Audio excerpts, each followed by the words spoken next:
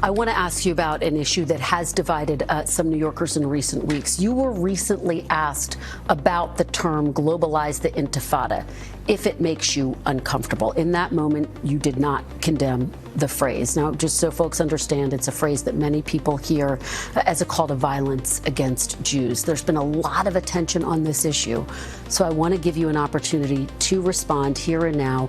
Do you condemn that phrase, globalize the intifada? That is the easiest question I have ever seen in a political interview. Easier than asking you for your name or if you oppose slavery. The question is, can you condemn a phrase that makes a minority group think you want them to suffer violence? So, let's see probable next mayor of New York City, Zohran Mamdani's response. That's not language that I use. The language that I use and the language that I will continue to use to lead this city is that which speaks clearly to my intent, which is an intent grounded in a belief in universal human rights. And ultimately, that's what is the foundation of so much of my politics, the belief that freedom and justice and safety are things that, to have meaning, have to be applied to all people, and that includes Israelis and Palestinians as well. Okay, that's not good. Well, everyone gets a second chance. Not everyone can nail questions the first time.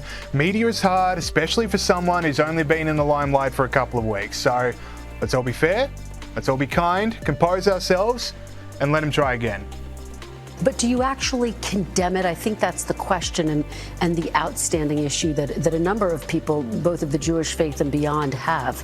Do you condemn that phase, globalize the intifada, which a lot of people hear as a call to violence against Jews? I've heard from many Jewish New Yorkers who have shared their concerns with me, especially in light of the horrific attacks that we saw in Washington, D.C. and in Boulder, Colorado, about this moment of anti-Semitism in our country and in our city. And I've heard those fears and I've had those conversations, and ultimately they are part and parcel of why in my campaign I've put forward a commitment to increase funding for anti-hate crime programming by 800%. Okay, look, twice in a row, I'm not going to lie, that's not good. You want to be mayor of the world's most powerful city, you've got to reject statements like that on your first go, not your second. But let's give him one more chance just to make it right. For the people who care about the language and who feel really concerned by that phrase, why not just condemn it?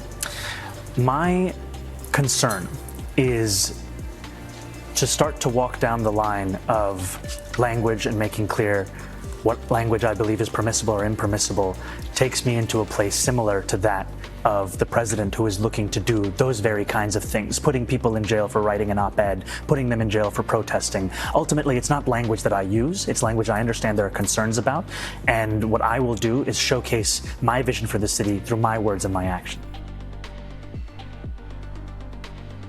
All right, this is not good. Okay, you want to showcase your vision through words and actions. Say some words and do some actions.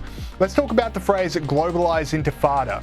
Now, the first intifada left 2,000 people dead. The second intifada left 4,000 people dead.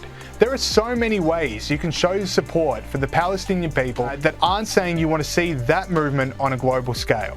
Now, this is the first time that Mamdani's campaign has shown a weakness. To you and me, that's not the case. This campaign has gone from one terrifying moment to another, but the average voter isn't seeing it like that.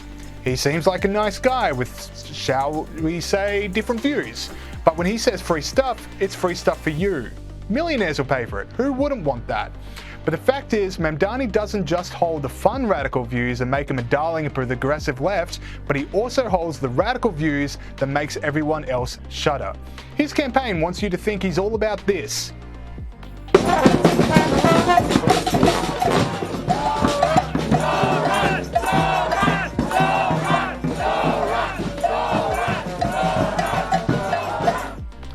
And a little less about this. We have to continue to elect more socialists, and we have to ensure that we are unapologetic about our socialism. There are also other issues that we firmly believe in, whether it's BDS, right, or whether it is the end goal of ceasing the means of production. But as the Democrats move further and further to the left, it's people like Mamdani who represent what that party is now. Pushy, arrogant, and very angry about America. He's well qualified to be angry at America. If anyone knows the sick and twisted underbelly of American society, it's him. Listen to his biography. Mamdani is the son of 2 migrants into the US. His mother was able to become an award-winning filmmaker and his father a professor at an Ivy League university. Now, if that doesn't show how hard America makes it for non-white people, nothing will. But back to that interview, it spooked leading Democrats who now remember that New York has a sizable Jewish population, and maybe someone who's okay with a globalized intifada isn't as desirable as he once was. New York Democrat and House Minority Leader Hakeem Jeffries said this in response. Globalizing the intifada, by way of example, is not an acceptable phrase, and he's going to have to clarify his position on that as he moves forward. But here's the thing. Does he have to? He's favourite to win the race to be New York mayor by a mile. Perhaps this is the start of the undoing and the moment where his radicalism spiraled from quirky personality trait to dangerous to America's social fabric. But more likely, it's not.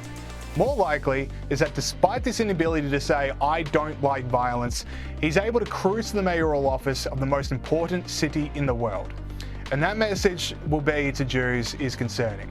The West is now happy to elect people who reject your fears about violence.